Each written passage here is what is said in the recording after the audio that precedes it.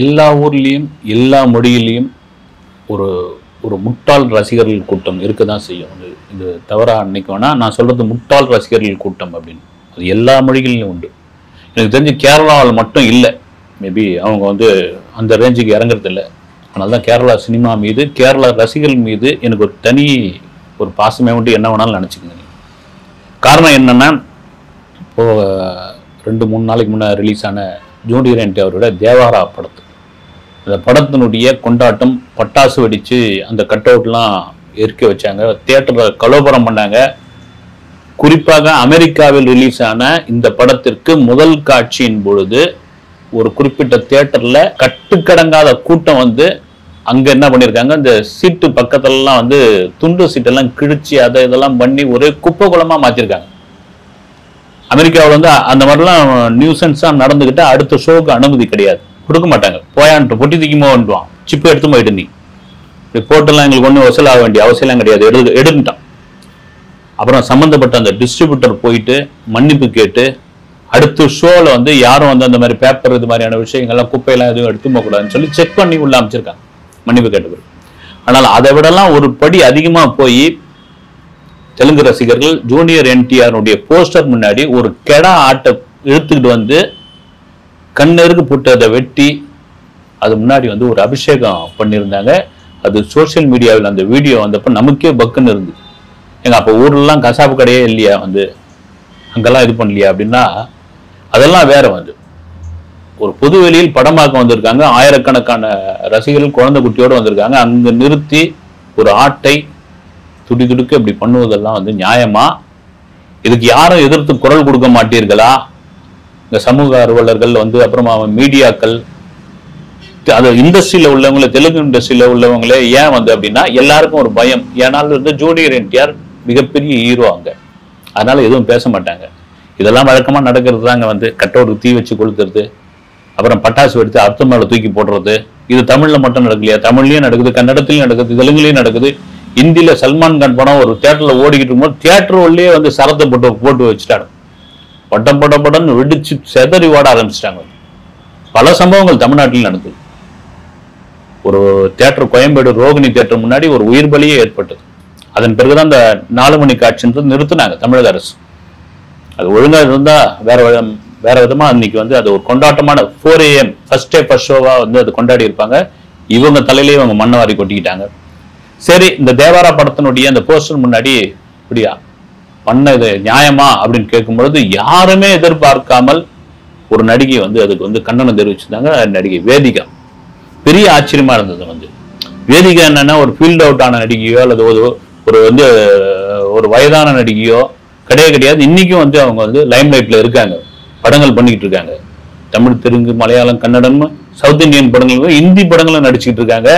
வேதிகாவுக்குன்னு ஒரு தனி ரசிகர் கூட்டம்லாம் இருக்குது. சரி, இப்படி இருக்கும் பொழுது ஒரு பெரிய ஹீரோ அவரை பகைச்சிக்கிட்டு அவரை எதிர்த்து இந்த மாதிரி நம்ம ஒரு கண்டன குரல் கொடுப்பது, கண்டன அறிக்கை போடுவது சரியா இருக்குமா? அவங்களுடைய கோபத்துக்கு ஆளாக மாட்டோமா? குறிப்பாக அவருடைய ரசிகர்களுடைய கோபத்துக்கு ஆளாக மாட்டோமா? குறிப்பா இண்டஸ்ட்ரியில தெலுங்கு இண்டஸ்ட்ரியில அடுத்த படத்துக்கு நமக்கு சேர்த்துப்பாங்களா? அதை பத்திலாம் யோசிக்கவே இல்லை. உண்மையிலே வேதிகாவை வரவேற்கக்கூடிய ஒரு விஷயம். எல்லாம் முட்டாள்தனமான ஒரு வேலை பண்ணிக்கிட்டு இருக்கீங்க. என்னையா அதெல்லாம் பண்றீங்க நீங்க? இதெல்லாம் நியாயமா? படத்தை படமா பாருங்க, ரசிங்க அப்படின்னு சொன்னது. அதற்கு ஜூனியர் என்டிஆர் உடைய ரசிகர்கள் வழக்கம் போல எதிர்வினை ஆற்றி விட்டார்கள். ஆனா அதுக்கு யாருமே வேதிகாவுக்கு ஒரு ஆதரவே சொல்ல, அதை பத்தி கவலையே படல. ஐ டோன்ட் கேர்னு போயிடுச்சு அந்த பொண்ணு. பரதேசின்னு ஒரு படத்திலேயே பார்த்துருந்தோம், ஒரு பிரமாதமான நடிப்பு. அந்த வேதிகா கிட்ட இருந்து அப்படி ஒரு நடிப்பை பாலா வாங்கியிருந்தாரு. நடிப்பதை தாண்டி இது மாதிரியான ஒரு சமூக பொறுப்பு, ஒரு கோபமான ஒரு விஷயத்தை பதிவிடுறதுல பாராட்டுக்குரிய விஷயம். இது எத்தனை நடிகைகளுக்கு வந்துடும் தெரியல. ஏன்னா நடிகர்களே கம்பெனி இருக்கும் பொழுது நடிகைகள் வந்துடும் தெரியும். எப்படி அவங்களுக்கு தெரியும்? நம்மளை கூப்பிட மாட்டாங்க, இல்லை நம்ம போனோம்னா சும்மா இருக்க மாட்டாங்க. இப்போ சொல்லியாச்சு, ஜூனியர் என்டிஆர் உடைய ரசிகர்கள்லாம் ஆந்திராவுக்குள்ள பாருங்க, நீங்க தெலுங்கானாவுக்குள்ள காலை எடுத்து வச்சு பாருங்க, ஹைதராபாத் நீங்க எப்படி வந்துடலான்னு பார்த்துடலாம் அப்படின்ற மாதிரியான எதிர்குரல்லாம் கொடுக்க ஆரம்பிச்சிட்டாங்க. இது எல்லா இதுலையும் நடக்குதுங்க. சுதீப் கன்னடத்தில் இருக்காருல்ல, கிச்சா சுதீப், அவருடைய பிறந்த நாள் 50வது பிறந்த நாள் பெல்லாரி டிஸ்ட்ரிக்ட்ல சந்தூர் அப்படின்ற ஒரு கிராமத்துல இவ்வளோ பெரிய கட் அவுட்டை வச்சுவிட்டு சுதீப்புக்கு ஒரு எருமாட்டை கொண்டு 25 பேர் அந்த எருமாட்டை இழுத்துட்டு வருவாங்க. காணொலி காட்சி இருக்கு, இப்போ எடுத்துட்டாங்கன்னு நினைக்கிறேன். இழுத்துட்டு அதை துடி துடிக்க இது பண்ணி அந்த ரத்தத்தை கொண்டு போய் அப்படியே மேலையெல்லாம் அந்த கட் அவுட் மேலெல்லாம் தெளிச்சு இது பண்ண உடனே நிறைய பேர் அதுக்கு வந்து கண்டனம்லாம் தெரிவிச்சுட்டாங்க. என்னங்க வந்து இதெல்லாம் வந்து எந்த நாட்டில் இருக்கிறோம், அதாவது வெறி பிடித்த ரசிகர்கள் வேற, அதீத வெறி பிடித்த ரசிகர்கள் எப்படின்ட்டு கர்நாடகாவில் பல பேர் வந்து சமூக நல ஆர்வலர்கள், இந்த குழந்தைகள் நல வாரியத்தை சேர்ந்தவர்கள்லாம் வந்து பெரிய கண்டனம் தெரிவிச்சிருந்தாங்க. கிச்சா சுதீப்பே வந்து மன்னிப்பு கேட்டார். வந்து இது ஏதோ தெரியாம பண்ணிட்டாங்க, இது கண்டனத்துக்குரிய விஷயம், நான் வந்து உங்களுக்கு ஒன்று சொல்லிக்கிறேன். என்ன காரணம்னா இந்த தலகால் தெரியாத வெறி பிடிச்ச ரசிகர்களுடைய இந்த வேலை தான். அப்படி அதுல வந்து அந்த 25 பேர் மீது ஒரு வழக்கும் வந்து பதிவு செஞ்சாங்க. அந்த வழக்கை வரவேற்கிறேன்னு சொல்லியிருந்தார் கிச்சாசு. எல்லா இதுலையும் உண்டு வந்து மாற்று கருத்து இல்லவே இல்லை. அவளையே வந்து அதே ஆந்திராவில் சர்க்கார் வாரி பட்டர் மகேஷ் பாபு நடித்த படம். அந்த படம் வந்து அந்த அளவுக்கு ஓடல, பெரிய எதிர்பார்ப்பு. மகேஷ் பாபுவும் கீர்த்தி சுரேஷும் இந்த மம்ம மகேஷான ஒரு சாங் வந்து பெரிய ஹிட்டு, பயங்கரமாக எதிர்பார்த்தாங்க அந்த படத்துக்கு. அந்த படத்துக்கு என்னென்னா பொதுவாக மகேஷ் பாபுக்கு பெரிய வரவேற்பு இருக்கும். அவருக்கு இது பண்ணுவாங்க, கட் அவுட் வைப்பாங்க, பாலாபிஷேகம் நடத்துவாங்க, எல்லாம் பண்ணுவாங்க.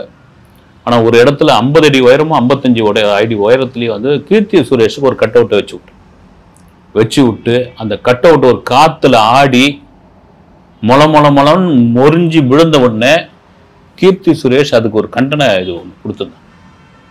தனக்கான ரசிகர்கள் தானே, ஒரு மகேஷ் பாபுடைய ஃபேன்ஸ் தானே இதெல்லாம் பண்ணியிருந்தாங்கன்னும் போது, இதெல்லாம் எங்கள் ஊரில் கேரளாவில் கிடையாது, இதெல்லாம் என்ன கலாச்சாரம், இப்போனா மாறி இருக்கலாம் விஜய்க்காக வந்து, அதையும் நான் சொல்கிறேன் நான் கிடையாது, இதெல்லாம் என்ன வந்து நான்சென்ஸ், இது தயவுசெய்து இதில் ஏதாவது ஒன்று விழுந்து ஏதாவது சம்பவம் நடந்திருந்ததுன்னா எனக்கும் வந்து அதில் ஒரு கெட்ட பேர் தானே அப்படின்னு சொல்லி அப்புறம் மகேஷ் பாபுக்கு வந்து ஒரு கண்டனம் இதெல்லாம் சொல்லியிருந்தேன்.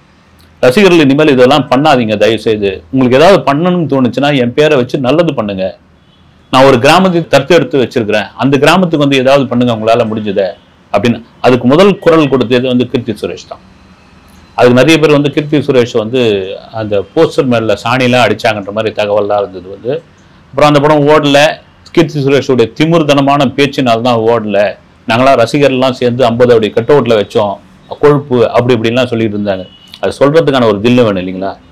சரி, இப்போ கீர்த்தி சுரேஷ் எங்கள் ஊரில் இப்படி இல்லை, கேரளா ரசிகர்கள் பற்றி பேசிகிட்டு இருக்கோம். நம்ம கோட் படத்துக்கு திருவனந்தபுரத்திற்கு விஜய் போனப்போ ஒரு பெரிய போகிறதுக்கு முன்னாடியே பார்த்தீங்கன்னா சுற்றி அந்த திருவனந்தபுரம் கிரிக்கெட் கிரவுண்டை சுற்றி அவ்வளோ கட் அவுட்டு, அப்புறம் பைக்கில் விஜய் மாதிரி கெட்டப்லாம் போட்டுக்கிட்டு பைக்கில் வந்து ரவுண்ட்லாம் அடிக்க ஆரம்பித்தாங்க. அதே சமயத்தில் அங்கிருந்த நிறைய பேருக்கு அதுக்கு வந்து ஒரு எதிர்ப்பும் தெரிவித்தாங்க. நீங்கள் நம்ம மலையாள சினிமாவில் கேரள சினிமாவில் சினிமாவை பார்க்குறவங்க ரொம்ப இறங்கிலாம் போயிடாதீங்கன்னு பொழுது சில கட் அவுட்லாம் பிரிச்சுட்டாங்க. அப்புறம் விஜய்க்கு கிடைத்த வரவேற்புலாம் உங்களுக்கு தெரியும். வந்து அந்த ஹோட்டல் வாசல்லையும் அவர் ஷூட்டிங் போகிற இடத்துலையும் நூற்றுக்கணக்கான ஆயிரக்கணக்கான பேர்லாம் வந்திருந்தாங்க. விஜய்க்கே அது பெரிய இதுவாயிடுச்சு. இது இன்னொரு இது தமிழ்நாடா இல்லது இன்னொரு தமிழ்நாடா அப்படின்ற அளவுக்குலாம் ஆயிடுச்சு. தமிழ்நாட்டை தாண்டி ஒரு ரசிகர்கள் இன்னைக்கும் கேரளாவுக்கு விஜய் உண்டு. ஆனால் அதை வந்து ஒரு அடக்கமாக பண்ணி அதுக்கு ஒரு எதிர்ப்பு வந்தவொடனே அதுக்கப்புறம் அந்த கட் அவுட்லாம் எடுத்துட்டாங்க. இது உண்மை.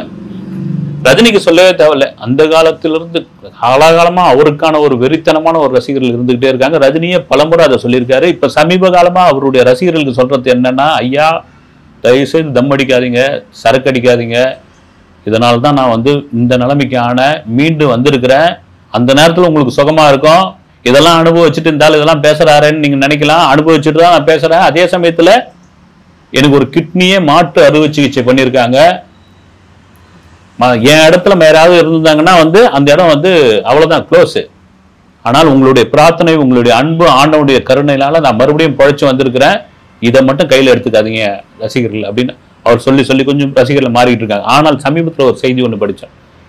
மதுரை திருமங்கலத்தில் ஒரு இளைஞர் ஒரு 3 அடி உயரத்தில் கருங்கல்ல ரஜினிக்கு ஒரு சிலை வச்சு கோவில் கட்டி வீட்டுக்குள்ளேயே பால், இளநீர், நெய் இதெல்லாம் போட்டு டெய்லி அபிஷேகம் பண்றாருங்க. உண்மை, போய் பாருங்க. வந்து அபிஷேகம் பண்ணிக்கிட்டு இருக்காரு, இதெல்லாம் பண்ணிக்கிட்டு இருக்காரு. நான் வந்து நீங்க எப்படியோ நீங்க என்ன வேணாலும் சொல்லிங்க, பொது வெளியில நான் வச்சாதானே வந்து சிலை வச்சாதானே, என் வீட்டில் நான் வச்சுக்கிறேன், எனக்கு அவர் கடவுள், உங்களுக்கு எல்லாம் தலைவரா இருக்கலாம் அப்படின்னு அவர் யாரையும் அதுக்கு தொந்தரவு பண்ணல. வெளியே கோவில் கட்டி நீங்க அத்தனை பேரும் வந்து கும்பிடுங்க, தேங்காய் உடைங்க, அவருக்கு வந்து ரஜினி நாம வாழ்க, சூப்பர் ஸ்டார் வாழ்க அப்படின்னு சொல்லல. என் வீட்டுக்குள்ள ஏன் நான் வச்சுக்கிறேன், நான் எனக்கு அவர் கடவுளா தெரிகிறாரு அப்படின்னு. இதையும் ஒரு விதத்தில் கண்டிக்கக்கூடிய ஒரு விஷயமா தான் எல்லாரும் சொல்லிட்டு இருக்காங்க.